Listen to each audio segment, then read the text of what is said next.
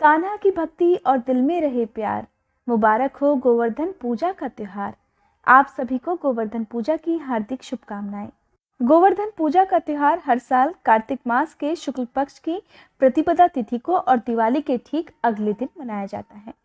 इस दिन गोवर्धन और गौ माता की पूजा विशेष रूप से की जाती है और लोग अपने घरों में गोबर से गोवर्धन पर्वत का चित्र बनाकर गोवर्धन भगवान की भी पूजा करते हैं और भगवान कृष्ण की पूजा करते हैं। आज गोवर्धन पूजा के इस शुभ अवसर पर सुनिए गोवर्धन पूजा की कथा। पौराणिक कथा के अनुसार कहा जाता है कि एक बार अपने बचपन में नटखट कान्हा जी जब ग्वाल वालों के साथ खेलकर घर आए, तब मैया यशोदा घर में तरह तरह के पकवान बना रही थी। कन्हैया ने अपनी मैया से पूछा, मैया आज घर में इतने तरह तरह के पकवान क्यों बन रहे हैं? मुझे भी खाना है। इस पर यशोदा मैया ने कहा कि ये पकवान तो स्वर्ग के देवता इंद्र के लिए हैं। पहले उन्हें भोग लगाया जाएगा, तभी तुम्हें खाने को मिलेगा और बाकी लोगों को भी खिलाया जाएगा। नहीं तो इंद्र देवता नाराज हो जाएंगे और फिर बारिश भी नहीं होगी। जब बारिश ही नहीं होगी तो सारी जमीन भी बंजर हो जाएगी, जिससे मुझे, तुम्हें और बाकी सब लोगों को अनाज भी नहीं मिलेगा। मैया यशोदा की बात सुनकर छोटे से कन्हैया ने अपनी माँ से पूछा, मैया एक बात बताइए, क्या कभी आपने इंद्र देवता को देखा है?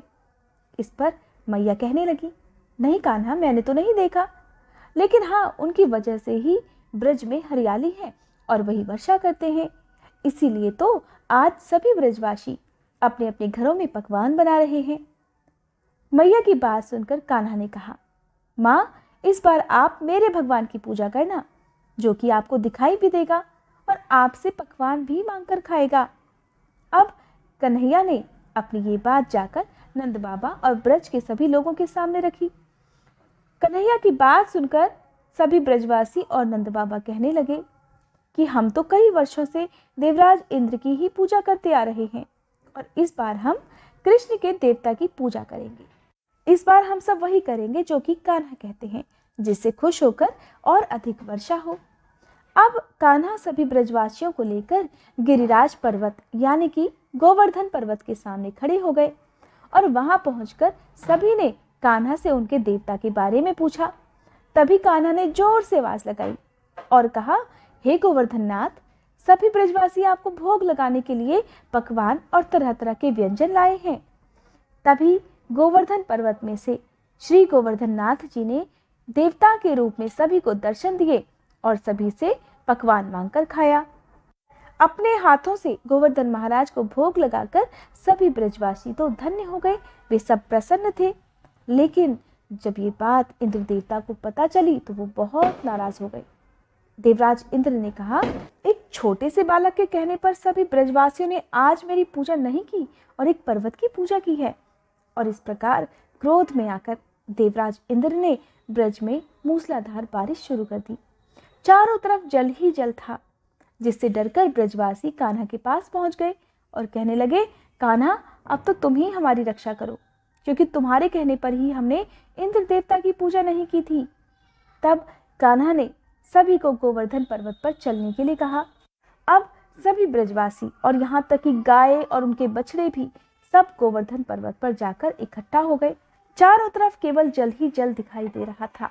सभी ब्रजवासी भयभीत थे।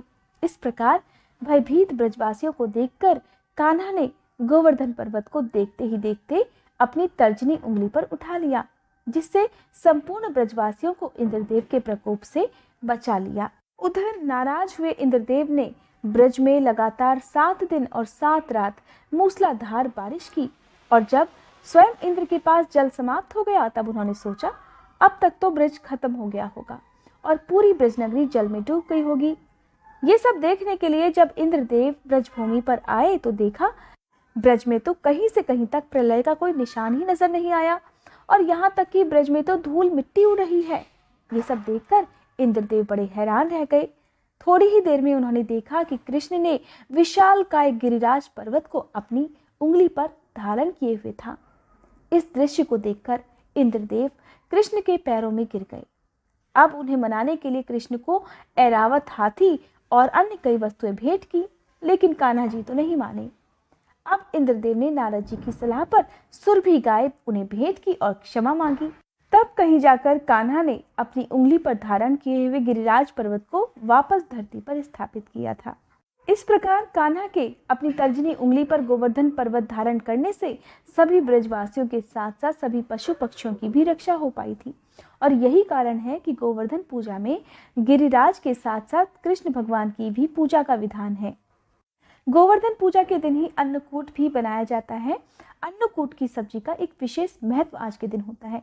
अन्नकूट दरअसल एक तरह का पकवान होता है जिसे अन्न और बहुत सारी सब्जियों को मिलाकर बनाया जाता है और इसी का भोग गोवर्धन पूजा के दिन कान्हा जी को लगाया जाता है।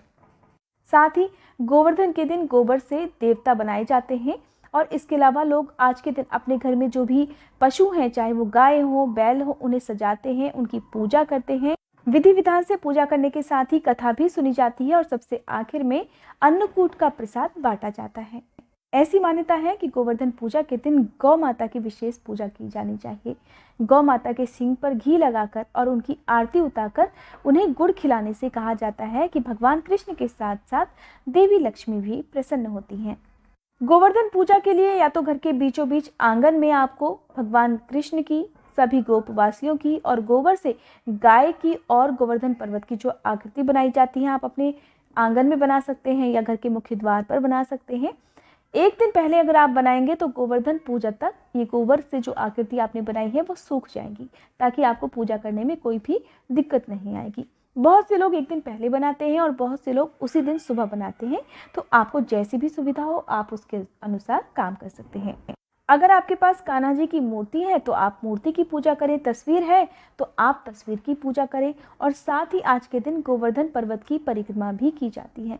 तो अगर आपके पास भगवान कृष्ण की मूर्ति है तो आप उसे अपनी गोद में उठाकर गोवर्धन पर्वत की 7 बार परिक्रमा कर सकते हैं। साथ ही गोवर्धन पर्वत और कान्हा जी को आज के दिन आप जो भी पकवान बनाएंगे शुद्ध सात्विक होना चाहिए। मिठाई का, फल का भोग लगा सकते हैं। आज के दिन देवराज इंद्र, वरुण, अग्नि और राजा बलि की भी पूजा करनी चाहिए। कान्हा को आज के दिन दही, शक्कर का, माखन, मिश्री का भोग आप लगा सकते हैं। कान्हा को तुलसी दल भी अर्पित कर सकते हैं। संभव हो तो ब्राह्मणों को भोजन कराकर उन्हें दान दक्षिणा देनी चाहिए। नहीं तो आज के दिन आप गौ माता की सेवा जरूर करें। हो सके तो गौ माता को हरा चारा खिलाएं, नहीं तो आप गौशाला में दान दक्षिणा भी दे सकते हैं।